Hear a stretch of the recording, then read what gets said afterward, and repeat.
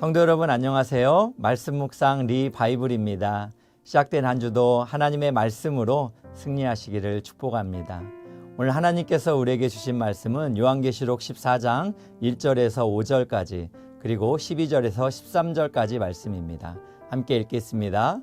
또 내가 보니 보라 어린 양이 시온산에 섰고 그와 함께 14만 4천이 서 있는데 그들의 이마에는 어린 양의 이름과 그 아버지의 이름을 쓴 것이 있더라.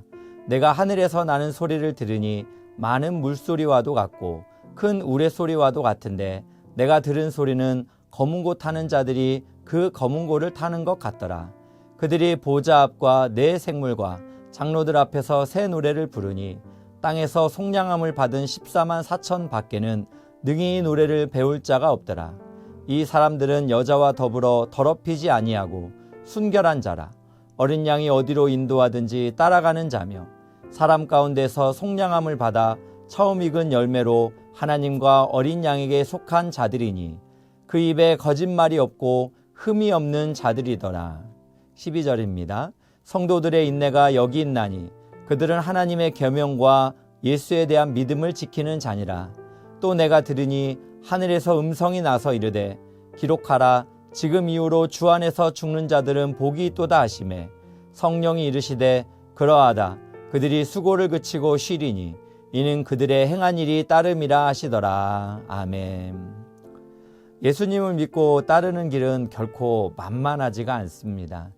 지속적인 사탄의 영적 공격이 있기 때문에 때로는 포기하고 싶고 도망치고 싶은 유혹이 들기도 합니다. 사도 요한이 살아있을 AD 1세기에도 수많은 기독교 박해가 있었습니다. 오늘 말씀을 통해서 하나님의 백성들은 그러면 어떠한 삶을 살아야 되는지 한번 결단하는 시간이 되면 좋겠습니다.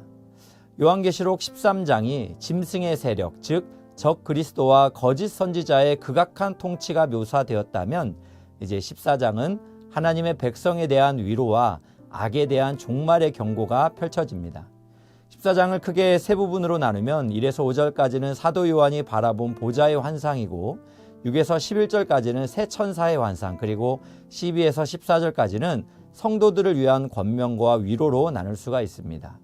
먼저 1에서 5절까지의 말씀에는 사도 요한이 환상 중에서 어린 양인 예수님께서 시온산에 14만 4천 명과 함께 서 있습니다. 여기서 13만 4천 명은 짐승의 표를 받은 자들과는 대비되는 땅에서 구원을 받은 자들, 속량함을 입은 자들이라고 3, 4절에 이렇게 표현하고 있습니다. 이들은 하나님의 보호하심으로 이마에는 어린 양의 이름과 그 아버지의 이름이 적혀 있었습니다. 이는 장터에서 주인이 짐승을 사면 그의 몸에 주인의 이름이 적혀 있는 인을 치는 것처럼 이들의 이마에 하나님께서 내 것이라고 소유하였음을 의미하고 있습니다. 하나님은 자신의 소유된 백성들을 선택하시고 보호하시고 책임지신다라는 것을 생각할 때 하나님께서 나를 하나님의 것으로 인쳐주셨다라는 사실은 우리에게 매우 감사하고 기쁜 일이라고 말할 수 있을 것입니다. 그런데 예수 그리스도 옆에는 구원받은 14만 4천의 하나님의 백성들이 있습니다. 이들이 특별하게 두 가지 모습이 두드러지고 있는데요. 첫째는 새 노래로 찬양을 하고 있습니다. 여기서 새 노래란 구원받은 자들만이 부를 수 있는 특별한 노래로 하나님의 구원 사역과 승리를 찬양하는 것입니다. 이들은 보좌와 네 생물과 장로들 앞에서 새 노래를 부르고 있습니다. 둘째는 어린 양이 가는 곳이면 어디든지 따라다니는 모습입니다. 주를 위해 살고 주를 위해 죽는 초대교회 성도들은 주님이 가시는 길이라면 어디든지 순종하며 걷는 태도를 보였습니다. 그래서 이들의 입에는 거짓말을 찾을 수도 없고 흠 잡을 데가 없는 순결함이 있었습니다. AD 1세기 기독교가 심각한 위협을 받을 때에도 하나님의 백성들은 구원받은 백성의 정체성으로 새 노래로 찬양하고 목자가 원하시는 곳이면 어디든지 따라다니는 성숙함이 있었습니다. 하나님께서는 이들을 내버려 두지 않으시고 거룩하신 이름으로 인쳐주시고 보호하시고 끝까지 책임져 주심을 가르치시고자 요한에게 환상을 보여주시는 것입니다. 사도 요한은 이 환상을 바라보면서 하나님의 선택받은 자임에도 감사했을 것입니다. 그리고 14만 4천의 하나님의 백성들처럼 하나님을 찬양하고 하나님이 원하시는 길을 따라가기로 결단하였을 것입니다. 마지막으로 사도 요한은 이렇게 최선을 다한 삶을 살아갈 때 하나님께서 예비하신 진정한 안식을 주심을 설명하면서 독자들을 격려하고 위로하고 있습니다. 오늘 말씀 13절을 보시면 지금 이후로 주 안에서 죽는 자들은 복이 있도다 하시매 성령이 이르시되 그러하다 그들이 수고를 그치고 쉬리니 이는 그들의 행한 일이 따름이라 하시더라 라고 말씀합니다. 예수님을 향한 믿음과 주님께서 주신 말씀에 흠없이 정결하게 순종하는 자들은 죽음이 인생의 끝이 아니라 주님과의 안식에 들어가며 쉬는 것입니다. 이들에게는 성령이 증언하시기를 수고를 그치고 쉬는 것이다라고 보증하고 있습니다. 이렇게 하나님께서 그의 택하신 백성들을 보호하시고 영원한 안식에 들어가게 하심을 기억할 때 우리도 이 땅에서 나를 위한 삶이 아니라 주를 위한 삶을 살고자 하는 용기를 얻을 수 있을 것이라 생각됩니다. 예수님은 30년의 공생애 동안 이 땅에 머리둘 곳 하나 없이 열심히 살아가셨습니다. 하나님의 계명인 율법의 말씀을 모두 완성하였고 궁극적으로 십자가의 사명을 끝까지 완주하셨습니다. 그러므로 주님의 뒤를 따르는 그의 백성들도 주님 오시는 그날까지 우리에게 주어진 사명에 최선을 다하며 살아가야 할 것입니다.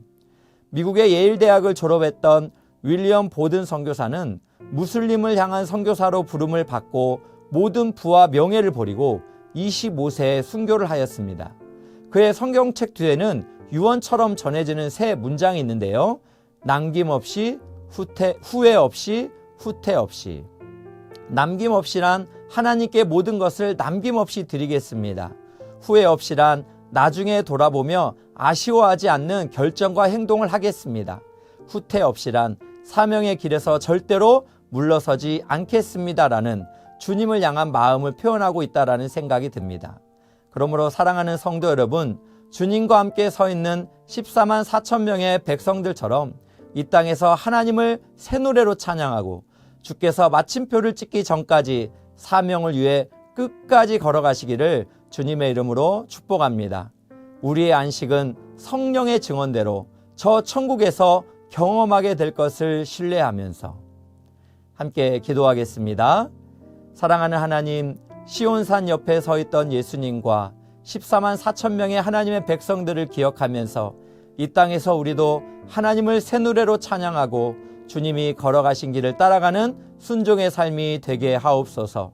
주님이 우리를 부르시는 그날까지 주어진 사명에 충성된 삶을 살아가게 하옵소서.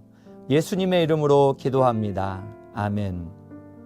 오늘 또 두 가지 기도 제목 가지고 함께 기도하기 원합니다. 첫 번째는 구원받은 백성의 기쁨과 감격 속에서 새 노래로 찬양하며 예배하는 삶이 되게 하소서.